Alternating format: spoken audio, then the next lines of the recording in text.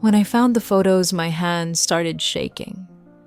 But when I saw her face, I dropped the phone. It wasn't just betrayal, it was something deeper. Something that had been planned. For years, this is the story of Lauren and how her husband's secret affair wasn't just with another woman. It was with someone she had trusted since childhood. She thought she knew what betrayal felt like, until it came with a familiar smile and a name she used to call sister. I always thought I'd know the moment something was wrong. You imagine that when someone betrays you, your heart will feel it, like a jolt, a scream from the inside. But when it happened to me, it came slowly, quietly, like a shadow creeping in while you sleep. It started with little things, a laugh that didn't feel real, the way he jumped when his phone buzzed, and how he suddenly had work dinners on nights he used to beg to stay home. I tried to convince myself it was all in my head, that after 7 years of marriage, maybe we were just coasting. But deep down, I knew something had changed, or maybe someone. The night everything broke open, I wasn't even looking for the truth. His phone was on the kitchen counter, unlocked. He had gone to shower. I don't know what made me do it. Curiosity, fear, or maybe a part of me already knew what I'd find. The messages weren't labeled with a name, just a single letter. H, dozens of texts, photos, plans, memories, things he used to say to me, now being sent to someone else. But then I saw it, a photo, her face, and that's when I stopped breathing, because H wasn't a stranger. H was Haley, my cousin, my best friend growing up, the one who held my hand when I cried at my father's funeral, the one who stood next to me at my wedding, the one who looked me in the eyes and toasted to my forever. My hands went numb. My mouth was dry. It didn't just hurt, it burned. Because betrayal from a stranger is a wound, but betrayal from family, that's a scar carved into the soul. I didn't scream, I didn't cry, I didn't confront him. I just closed the phone, walked into the bathroom, and kissed his cheek as if nothing had happened. My heart was on fire, but my face frozen, because if there's one thing I've learned from pain, it's this: don't react, prepare. That night, while he slept beside me, peacefully, like he hadn't ripped me apart, I stared at the ceiling making a decision.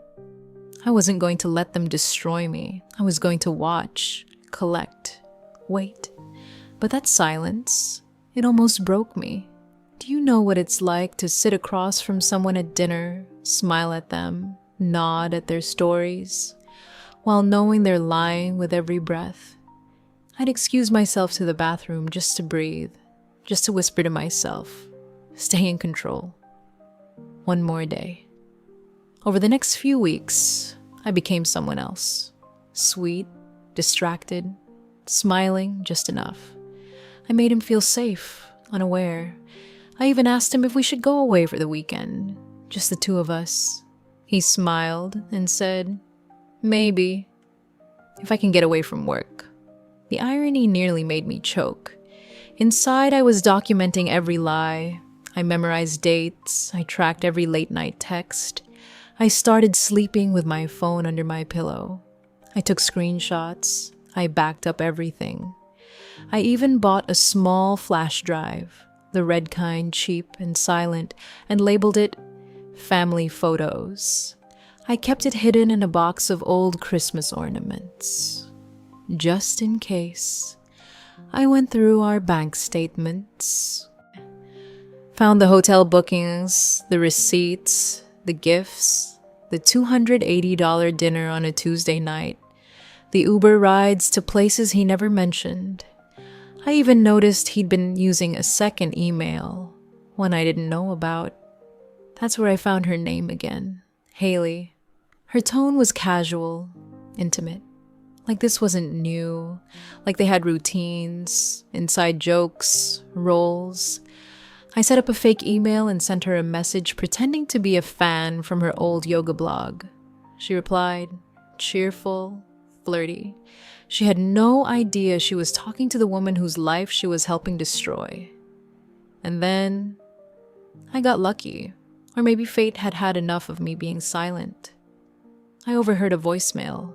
He'd left his phone on speaker by accident. Her voice. Sweet. Familiar. See you tomorrow, babe. Same place. I felt sick, but I smiled. Because now, I had everything I needed. I hired a photographer, a friend of a friend, who specialized in cheaters.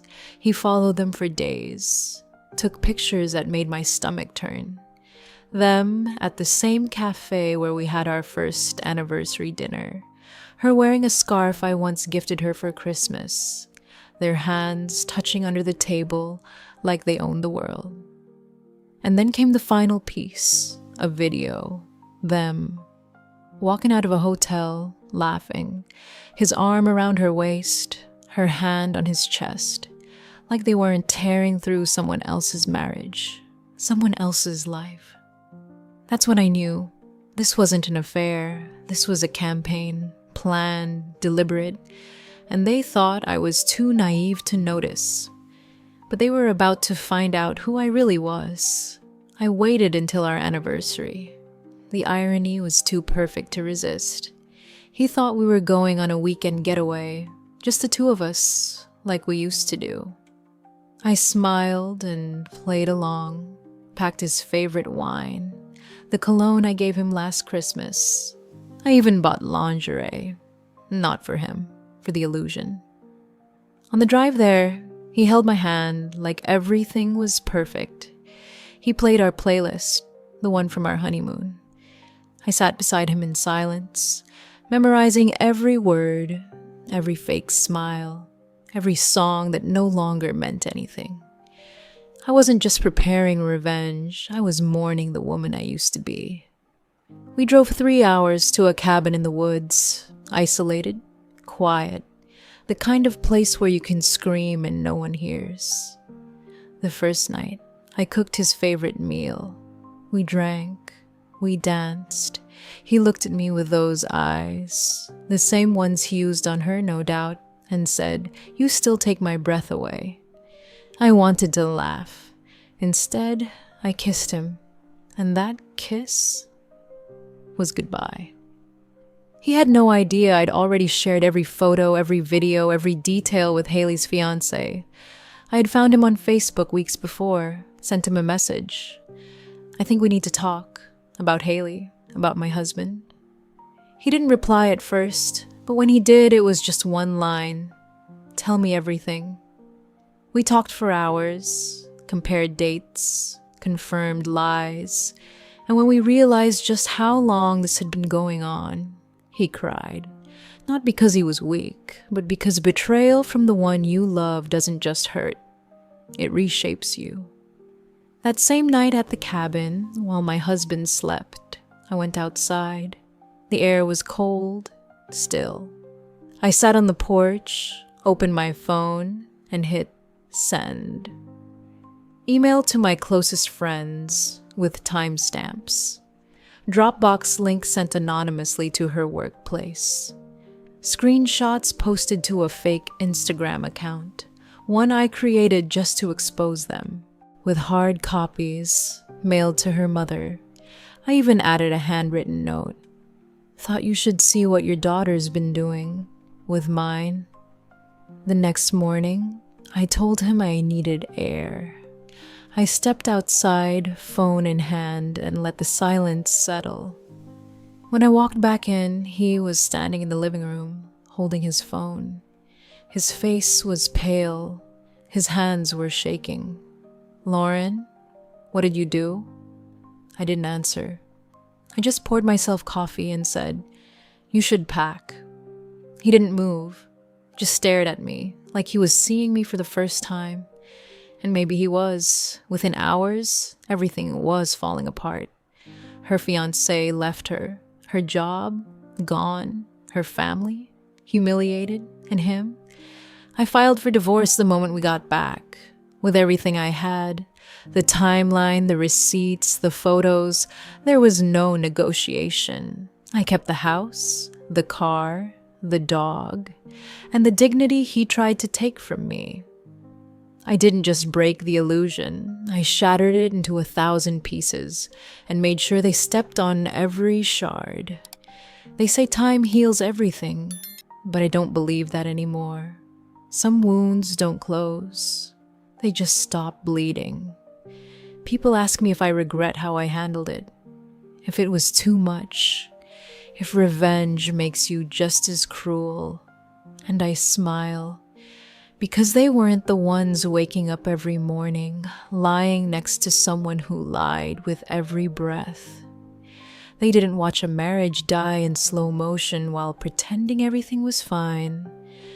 They didn't have to toast to anniversaries while knowing that just hours before, he had his mouth on someone else's neck. I wasn't cruel. I was precise. I gave them what they earned. No more, no less. And sometimes justice doesn't wear a robe. Sometimes she wears a red dress, a quiet smile, and keeps her secrets sharp. A few weeks after everything came crashing down, I walked past a mirror. For the first time in years, I didn't look away. The woman staring back at me wasn't broken. She was battle-worn, braver, and finally, free.